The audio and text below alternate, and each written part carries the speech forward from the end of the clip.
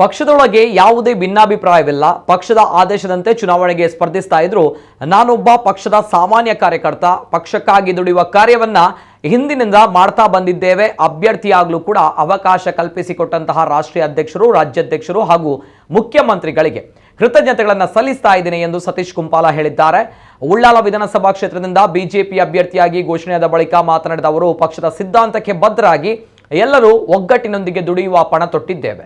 ಕುಡಿಯುವ ನೀರಿನ ಸಮಸ್ಯೆಯಿಂದ ಹಿಡಿದು ಅನೇಕ ಸಮಸ್ಯೆಗಳು ಕ್ಷೇತ್ರದ ಜನತೆ ಅನುಭವಿಸುತ್ತಾ ಬಂದಿದ್ದಾರೆ. ಈ ಧೋರಣೆ ನೀತಿಯನ್ನ ನಿಲ್ಲಿಸಲು ಬಿಜೆಪಿಯ ಗೆಲುವು ಅನಿವಾರ್ಯ.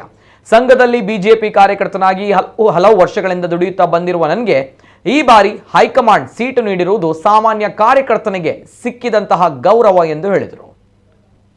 ನಡೆಯುವಂತಹ ಚುನಾವಣೆಯಲ್ಲಿ ಇವತ್ತು ನಿನ್ನೆ ಭಾರತೀಯ ಜನತಾ ಪಾರ್ಟಿಯಿಂದ ಮಂಗಳೂರು ವಿಧಾನಸಭಾ ಅಂದರೆ ಉಳ್ಳಾಲ ವಿಧಾನಸಭಾ ಕ್ಷೇತ್ರದಿಂದ ಸ್ಪರ್ಧೆ ಮಾಡಲಿಕ್ಕೆ ನನಗೆ ಅವಕಾಶವನ್ನು ಭಾರತೀಯ ಜನತಾ ಪಾರ್ಟಿ ಮತ್ತು ನಮ್ಮೆಲ್ಲ ಹಿರಿಯರು ಅವಕಾಶವನ್ನು ಮಾಡಿಕೊಟ್ಟಿದ್ದಾರೆ. ಈ ಸಂದರ್ಭದಲ್ಲಿ ನನ್ನ ಹಿರಿಯರಿಗೆ ಮತ್ತು ಭಾರತೀಯ ಜನತಾ ಪಾರ್ಟಿಯ ಅಧ್ಯಕ್ಷರಾದ ಸನ್ಮಾನ್ಯ ನಳಿನ್ ಕುಮಾರ್ ಕಟೀಲ್ ಅವರಿಗೆ ಅತ್ಯಂತ ಹೃದಯಪೂರ್ವಕವಾಗಿ ನನ್ನ ಅಭಿನಂದನೆಗಳನ್ನು, ಧನ್ಯವಾದವನ್ನು ಸಲ್ಲಿಸಲಿಕ್ಕೆ ಇಚ್ಛೆ ಪಡ್ತೇನೆ.